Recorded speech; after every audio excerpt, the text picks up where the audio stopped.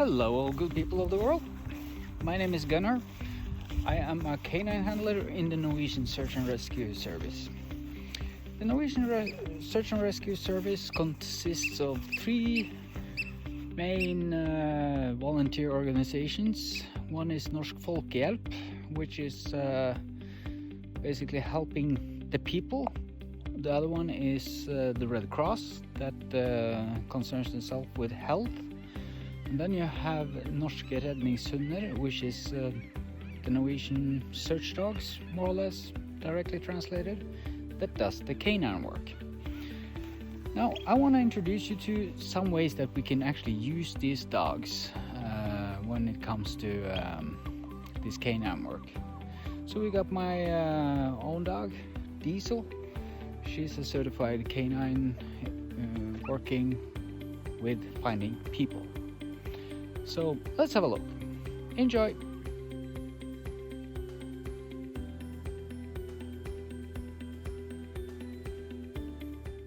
You already got a glimpse of my personal dog. This is K9 Diesel. She's a Belgian Malinois. She's a very high drive spirit. In the Norwegian Rescue Service we use dogs of many breeds, mainly German Shepherds, hunting labs, flat-coated retrievers, border collies, Malinois, many different breeds.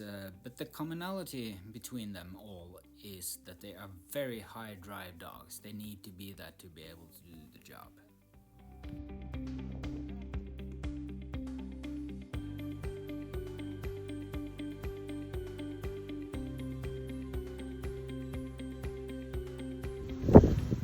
Now, a patrol search is often done on lead, mainly because of security issues. Like here we have a road and everything.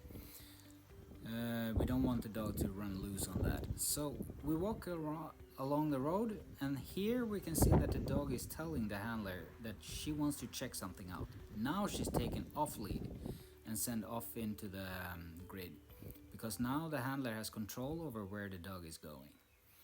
The dog follows the scent in, and the handler can stand down there and check. Now the dog gets up here and she grabs the bringsel and runs back down to the handler.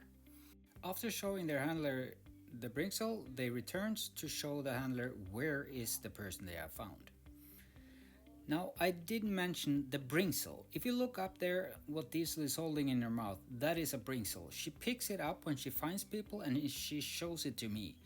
And then I can tell her to show me, and she will return to the person that she found and lie down there and wait for me.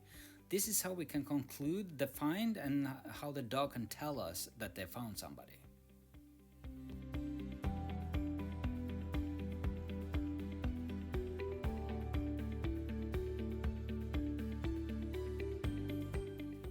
We're gonna have another look at area search. Here's Uzi again.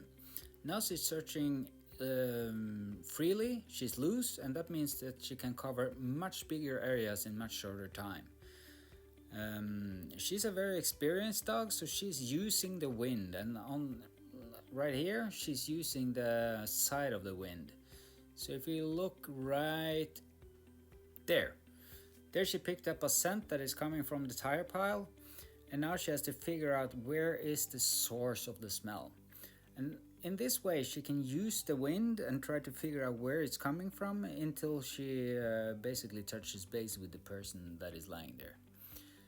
Now she had to start climbing to get close enough, because she can't allow herself to not be close enough.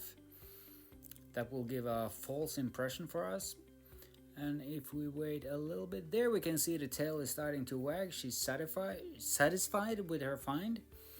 And eventually now she will start crawling her way back to show her handler the bringsel that she's picked up.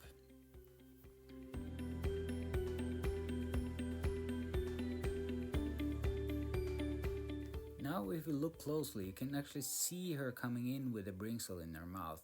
It's a little hard because the video is done so far away, but it's possible to see there. And then she's off again to show her handler where this person is. And when that is done, it's playtime. Happy dog, happy life.